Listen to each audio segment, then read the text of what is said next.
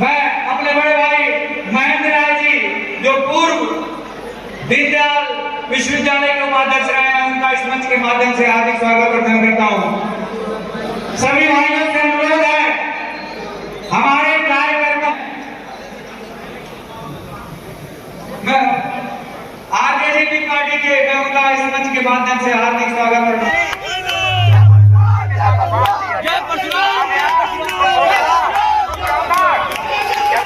पता नहीं है दिव्य आयोजन है।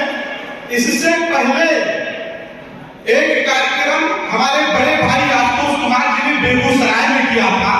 कई लाख की संख्या में भूमियार और ब्राह्मण समाज के लोग एकत्रित हुए थे। मेरा सौभाग्य था कि उस कार्यक्रम में भी मैं सम्मिलित हुआ था। और ये जो आपकी एकता है, इस एकता से लग रहा है कि समाज अब जग रहा है। इस एकता से लग रहा है कि समाज जग रहा है।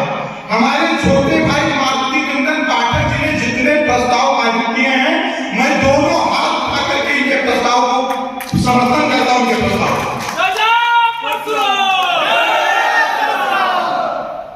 आदरणीय शंकराचार्य जी ने कहा कि सरयू पारी जो ब्राह्मण है उनको भी अपना शासन मांगना चाहिए, जो सनातन जो ब्राह्मण है उनको भी अपना शासन मांगना चाहिए। बहुत सही बात कहा उन्होंने। देखिए एक बात बताएं आप लोगों को, आज इतनी बड़ी सभा का आयोजन किया गया है, हजारों की संख्या में भूमियार ब्राह्मण समाज के लोग एकत्रित हुए हैं। बहुत ही दुर्भाग्य की बात है कि आज हम राजनीतिक रूप से, सामाजिक रूप से, आर्थिक रूप से, शैक्षिक रूप से एकदम निचले पायदान पर पहुंच गए हैं, हंसिए पर आ गए हैं। और इससे भी दुर्भाग्य की बात है कि जो हमारे नेता हैं, जो हमारे नेतृत्व करता है, जो हमारे अगुवा हैं, वो कभी तनिक भी चिंतन मनन हमारे समाज की स्थिति पर नहीं करते। उनको कोई मतलब हमसे नहीं लेना देना होता है। अभी लोकसभा की सीटें निर्धारित की जा रही हैं, जिनकी आबादी 2% है, जिनकी आबादी 2.5% है, जिनकी आबादी 3% है, उनके लोगों को कैबिनेट मंत्री बनाया जा रहा है। उनके लोगों को कैबिनेट मंत्री बनाया जा रहा है। उनके लोगों को 12-12 सीटें, 15-15 सीटें दी जा रही चुनाव लड़ने के लिए, और हमारे समाज के लोगों का टिकट काटा जा रहा है। हमारे समाज के लोगों का टिकट काटा जा रहा है। तो ये समस्या कहां से है? ये जो 2-2.5% की संख्या में है, 3% की संख्या में है, आज उनको कैबिनेट मंत्री बनाया जा रहा है, उनको 15-15, 20-20 सीटें दी जा रही हैं। वो क्यों दी जा रही है, इस पर हम लोगों को चिंतन करना चाहिए। वो इसलिए दी जा रही है क्योंकि वो अपनी पूरी जात का प्रतिनिधित्व करके वो पार्टियों के सामने, सरकारों के सामने पेश कर रहे हैं कि हम इतने हैं और आपके साथ हैं, आप मेरे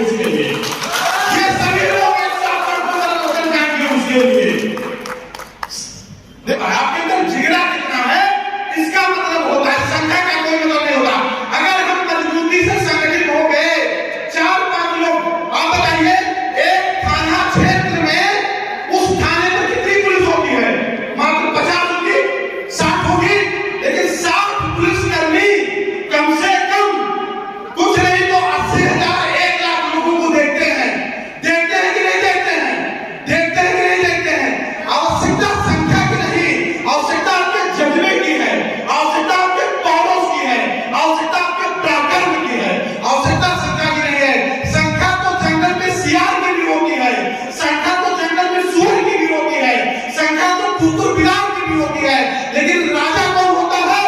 शेर होता है। जिसके बाजुओं में ताकत होगी वही स्थापित होगा। इस बात को अपने दिमाग में बिठा लीजिए और अपने समाज को आर्थिक रूप से, शैक्षिक रूप से, सामाजिक रूप से, राजनीतिक रूप से आप कितना मजबूती प्रदान कर सकते हैं, इस दिशा में आगे बढ़ने का प्रयास कीजिए। बस यही इतना कहना था, बस यही इतना कहना था। और आप लोगों से यही निवेदन है कि आप सभी का ऐसे प्यार, आशीर्वाद, साथ सहयोग बना रहे, आप सभी का प्यार, आशीर्वाद, साथ सहयोग बना रहे। आप लोगों ने देखा होगा देवरिया में 5 ब्राह्मणों की नृशंस हत्या की गई, देवरिया में 5 ब्राह्मणों की नृशंस हत्या की गई। अच्छे बाहुबली मौन हो गए, अच्छे बाहुबली मौन हो गए। वहां भी आपका भाई, आपका बेटा सर्वेश पांडे खड़ा था, आप लोगों ने देखा होगा। घनश्याम तिवारी की हत्या की गई सुल्तानपुर में, वहां भी आपका भाई, आपका बेटा खड़ा था। मिर्जापुर में 3 ब्राह्मणों की आंखें निकाली गई, वहां भी आपका भाई, आपका बेटा खड़ा था। हमारे बहराइच की सांसद सावित्रीबाई फुले सांसद थी और लगातार सब लोगों को, ब्राह्मणों को गाली दे रही थी, वहां भी आपका भाई खड़ा। हम लोग भी इसी धरती पर रहने काम कर रहे हैं और भूमिहार ब्राह्मणों के 3500 से अधिक गांवों का दौरा यहाँ से कोर्स स्मारक पर कर चुके हैं। तो हम स्थिति देखें, यहाँ पर लोग कहते हैं अच्छा सम्मेलन कर रहे हो फलाना पार्टी को हराने के लिए, सम्मेलन कर रहे हो फलाना पार्टी को जिताने के लिए। अरे भाई साहब एक बात समझिए, अपनी सुविधा के हिसाब से पार्टी आप कभी भी बदल सकते हैं, लेकिन अपनी सुविधा के हिसाब से आप जाति नहीं बदल सकते। और आज जो सरकार में सुविधाएं आपको दी जा रही है या आपसे सुविधाएं आपको छीनी जा रही है, वो आपकी जाति देखकर ही दी है। इसलिए सबसे पहले जाति, तब हमारी पार्टी। तो लोग कहते हैं कि नहीं, सबसे पहले देश, सबसे पहले धर्म, हम भी मानते हैं। इस देश में, इस देश की आजादी की लड़ाई लड़ने के लिए सबसे पहला बिगुल यदि किसी ने ठोका तो भूमिहार ब्राह्मण मंगल पांडे ने ठोका, किसी और ने नहीं ठोका। धर्म की रक्षा के लिए हमारे बाप दादे को करवाए और आज दूसरे लोग जब धर्म के लिए, राष्ट्र के लिए लड़ने की बारी होती थी, जिनके बाप दादा चुल्हानी में घुस जाते थे, रजाई में घुस जाते थे, वो आज हमको राष्ट्रवाद और धर्म की बात पढ़ा है। एक बात समझिए, हमारे लिए देश पीढ़ियां, हमारे आने वाली पीढ़ियां हाथों में लाठी लेकर अपने धर्म की रक्षा के लिए निकलेंगे, अपने राष्ट्र की रक्षा के लिए निकलेंगे। इसलिए हम मजबूत रहेंगे, हमारा परिवार मजबूत रहेगा, हमारा समाज मजबूत रहेगा, हमारा देश मजबूत रहेगा, हमारा धर्म मजबूत रहेगा। और धर्म और देश के सबसे बड़े और मजबूत ध्वजवाहक को कमजोर करके यदि आप चाहिएगा कि हमारा धर्म सुरक्षित रहे, हमारा राष्ट्र सुरक्षित रहे, तो ये आप पूरी कल्पना कर सकते हैं, आपका धर्म और राष्ट्र सुरक्षित नहीं रह सकता। अभी जैसे सर्वेश भाई चर्चा कर रहे थे,